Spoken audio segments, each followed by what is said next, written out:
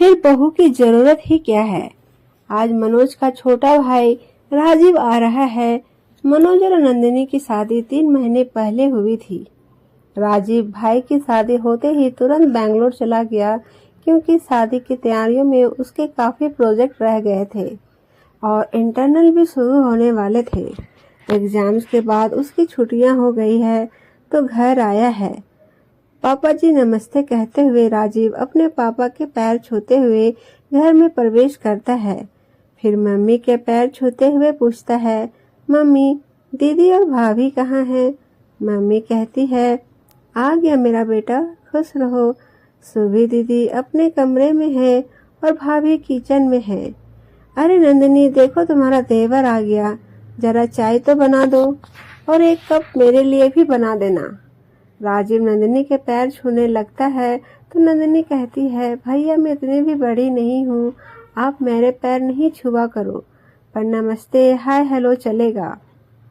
राजीव फिर भी पैर छूता है, क्योंकि उसकी अपनी भाभी से लगभग रोज ही बात होती थी और नंदिनी जिस तरह से उससे बात करती है राजीव को बहुत अपनापन और अच्छा लगता है। नंदिनी चाय और पकोड़े लेकर आती है। भैया नाश्ता कर लो कहकर राजीव को आवाज लगाती है, जो अपनी दीदी से मिलने ऊपर वाले कमरे में चला गया था। भाभी नाश्ता ऊपर ही ले आओ, मैं और राजीव साथ में ही कर लेंगे। सुभी ने आवाज लगाई। अच्छा दीदी, यह कहकर नंदिनी नाश्ता लेकर ऊपर आती है, लेकिन सीढ़ी में ही राजीव नाश्ता ले लेता है और नंदिनी से कहता है, भाभी मैं आ जाता, आपने क्यों तकलीफ की, आप भी आइए हमारे साथ नाश्ता करिए।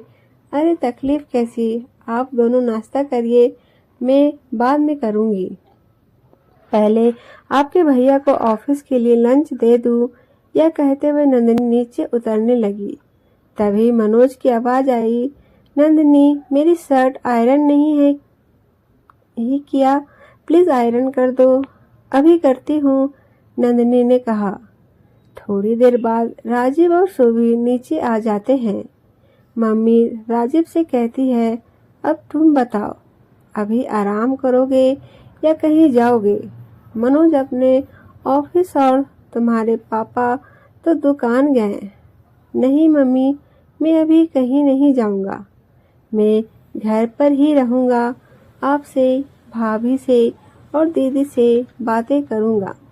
मोबाइल पर चाहे जितनी बातें कर लो, मगर सामने बैठकर बात करने से ही मन भरता है। भाभी आप भी आइए, राजीव कहता है। अरे नंदिनी तो अभी कपड़े धोएगी और फिर दोपहर के खाने की भी तैयारी करनी है। जब तक तुम मुझसे और सुबह से बातें कर लो, मम्मी ने कहा। नहीं मम्मी, मैं अभी नहीं बैठ सकती, मुझे पार्लर जाना है। भैया की शादी के बाद हेयर कटिंग नहीं कराई है, टाइम लग जाएगा। राजीव तुम मम्मी के साथ ही बैठो। अच्छा मम्मी, मैं चलती हूँ। ऐसा कहकर सुबह पार्लर चली जाती है। अच्छा ठीक है मम्मी, फिर मैं थोड़ी देर सो लेता हूँ, सफर की थकान भी है। यह कहकर राजीव सोने चला जाता है। राजीव की नींद उसकी मम्मी की आवाज लगाने से खुलती है। राजीव बेटा खाना खा लो, नीचे आ जाओ। राजीव नीचे आता है, देखता है मम्मी पापा टीवी देख रहे हैं, पापा खाना खा रहे हैं और भाभी गरम गरम रोटी किचन से लाकर दे रही हैं। राजीव को देखकर मम्मी कहती है, आजा बेटा खाना खा लो। अरे नंदिनी, राजीव के लिए प्लेट लगा दो। मम्मी मैं खुद से लगा लूँगा। और राजीव किचन में खाना लेने चला जाता है।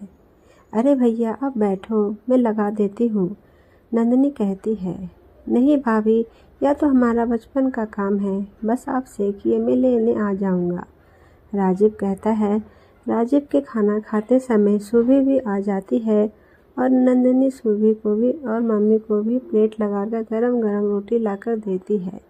उसके बाद खुद खाना खाती है। खाने के बाद वह बर्तन धुलकर किचन में सफाई करने में लग जाती है। राजीव को यह सब देखकर अच्छा नहीं लग रहा था। उसने मम्मी से पूछा, मम्मी बर्तन वाली आंटी नहीं आई आज? मम्मी कहती है, 2 दिन से उसकी बर्तन वाली तबीयत खराब है, इसीलिए नहीं आ रही है।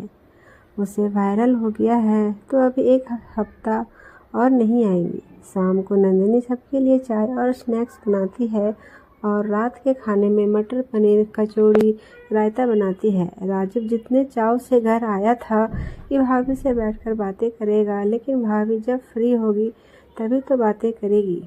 दूसरे दिन सुबह से भी यही रूटीन चल रहा था। राजीव देख रहा था कि भाभी पूरे दिन काम करती रहती है और सब आराम से बैठे रहते हैं। सबके पास उसकी चीज़ें पहुंच जाती है। उसने रात के खाने के बाद सबसे बात करने का सोचा। जब सबने खाना खा लिया तो राजीव किचन में अपनी प्लेट ले जाकर धुलने लगा। मम्मी ने उसे ऐसा करते देखा तो कहा, अरे बेटा, तुम प्लेट क्यों धुल रहे हो? राजीव ने कहा, मम्मी आप ही ने तो सिखाया था कि जिस दिन बर्तन वाली नहीं आएंगी उस दिन सब अपने जूठे बर्तन खुद धुलेंगे। लेकिन बेटा अब नंदिनी है तो वह सबके बर्तन धुल लेती है, तुम भी रख दो, मम्मी ने कहा। राजीव बोला, मैं यही तो देख रहा हूँ, किसी को कुछ नहीं करना, सब भाभी कर लेगी। मम्मी जब भाभी नहीं थी इस घर में तभी तो हम सब मिलकर घर में काम करते थे। आप जब खाना बनाती थी तो दीदी या मैं पापा को गरम रोटी देकर आते थे। मैं, दीदी और भैया अपने लिए रोटी लेने खुद आते थे और दीदी जब बड़ी हो गई तो खाना खाने के बाद वो आपको गरम गरम रोटियां पूड़ी सेक कर खिलाती थी। कई बार भैया ने रोटी बनाने की कोशिश की मगर उनसे नहीं बनी तो आपने कहा, तेरे बस की बात नहीं है रोटी बनाना, तू सब्जी अच्छी बना लेता है, तू सब्जी बना लिया करना, तेरी बीवी रोटी बना दिया करेगी। लेकिन भाभी सबको परोस कर खिलाती हैं और खुद ठंडा खाती है। आप कपड़े धुलती थी, मैं स्कूल से आकर सूखे कपड़े उठाकर लाता था। भैया शाम की चाय बनाते थे, दीदी झाड़ू लगाकर स्कूल जाती थी। बर्तन वाली जिस दिन नहीं आती थी उस दिन हम तीनों भाई बहन और पापा अपने अपने जूठे बर्तन खुद धुलते थे। ऐसे ही सारे काम मिलजुल कर करते थे। कभी कभार हम में से जिसके पास भी पढ़ाई के अलावा एक्स्ट्रा टाइम होता था तो कोई भी काम हम तीनों आपके साथ करा लेते थे। लेकिन अब भैया अपनी छोटी छोटी चीज़ों के लिए भाभी पर निर्भर हो गए हैं। दीदी को भी अपने कमरे में खाना चाहिए, भाभी की मदद करना तो दूर की बात है। नंदिनी सब देख सुन रही थी और राजीव को रोकना चाह रही थी, लेकिन कुछ हिम्मत ही नहीं हुई। मम्मी कहती है, बहू का काम घर संभालना होता है, मैंने भी संभाला था। हाँ माँ, घर संभालना होता है पर बाकी लोग का काम मदद करना भी होता है, राजीव ने कहा। मम्मी कहने लगी, जब तक तुम्हारे चाचा और बुआ की शादी नहीं हुई थी तब तक मैं ही अपने सास ससुर और सबका काम करती थी।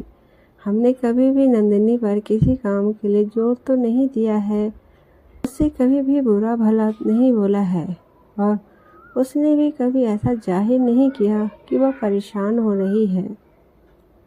और अगर बहू काम नहीं करेंगी तो बहू की ज़रूरत ही क्या है? क्या बहू की ज़रूरत सिर्फ काम करने के लिए होती है? नहीं माँ, बहुओं की ज़रूरत परिवार की जिम्मेदारियाँ संभालने के लिए होती है। जैसे कि परिवार के सभी सदस्य की जिम्मेदारी होती है, वैसे ही भाभी ने भी कभी कुछ नहीं कहा है तो मैं सब देखकर ही कह रहा हूँ। जब हमारा नया घर बना था तब आपने हम सबको समझाया था कि घर सबका होता है, इसीलिए घर का काम भी सबका होता है। अगर सब अपनी थोड़ी थोड़ी जिम्मेदारियां निभाएंगे तो घर संभालने वाले गृहिणी को अच्छा भी लगता है और वह स्वस्थ मन से घर संभालती हैं, जिससे घर में अगर कोई बीमार पड़ता है या मैं मम्मी बीमार पड़ती हूँ तो तुम सबको घर संभालने में कभी भी और कहीं भी परेशानी नहीं होगी।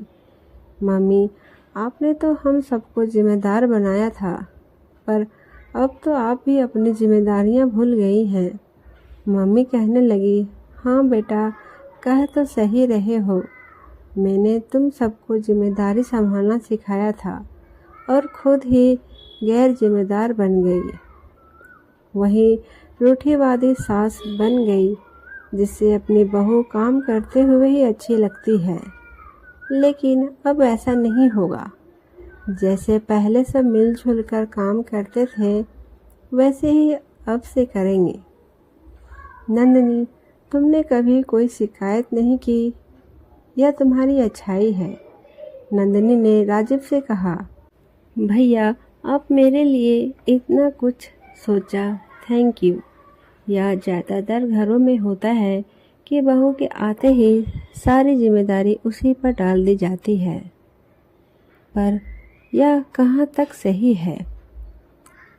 दोस्तों, आपको ये स्टोरी कैसी लगी हमें कमेंट करके ज़रूर बताएं, और अगर मेरे चैनल पे नए हो तो मेरे चैनल को भी सब्सक्राइब करें। धन्यवाद।